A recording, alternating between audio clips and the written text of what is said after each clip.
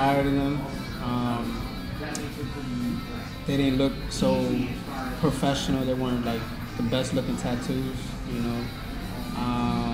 I was tired of people asking me, you know, what they meant or why did you get that tattoo. You know, I had to tell them long stories about, you know, the situations of my tattoos, and you know, sometimes you get discriminated just because, you know, you have something on your neck. How do you feel?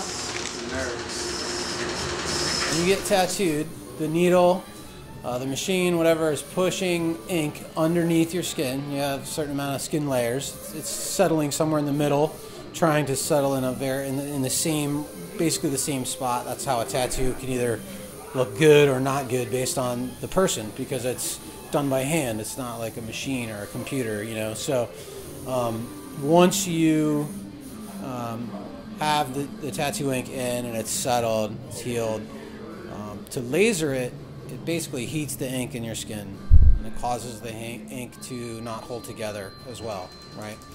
And I always tell people it's basically like when you drop a cookie on the floor and you got two large pieces, a whole lot of little tiny pieces. Well, that's what's happening when the laser's hitting your ink. It starts to break up the structure of the ink. Some little pieces fall through the last layers of skin into your bloodstream.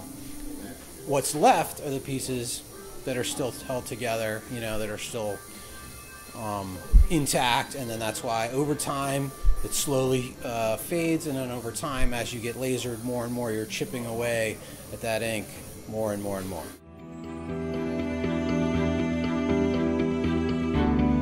You know, you go back 15 or 20 years and this person comes in and says, I want a tattoo on my hand. If they didn't have a lot of tattoos on them, we'd just tell them to get the hell out. You know, you just wouldn't do stuff like that to people.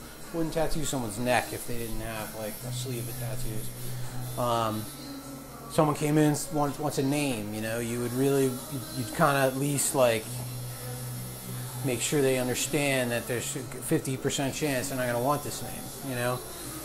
Nowadays, with the way tattooing is, people come in, they want shit on their face, hands, they got 3 tattoos, they don't care.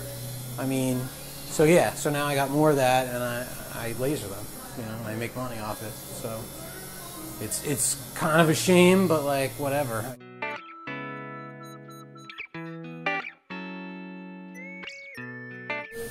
It's horrific. It doesn't work well. It doesn't go in people's skin very well. It doesn't look like a normal tattoo. The whole idea behind that, it's interesting, but it's completely unrealistic. No tattooer that is a good tattooer and respects themselves would use that product. You know, that's sort of like the commercial people trying to make some money off of tattooing, and it's not working out for them. You know what I mean? Because that's not, everything we use is all basically been developed by tattooers. You know, and that's why over the last 150 years, tattoos have become what they are in America.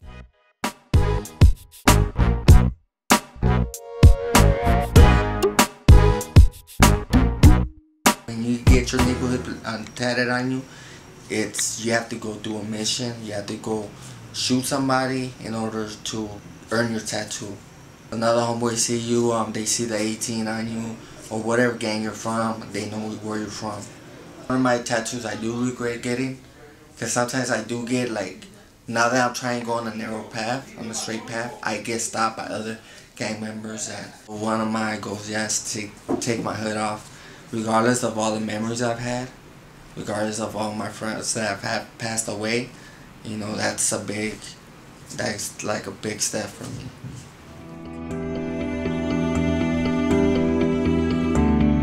I would probably go ahead and take care of pretty much everything, like every visible tattoo.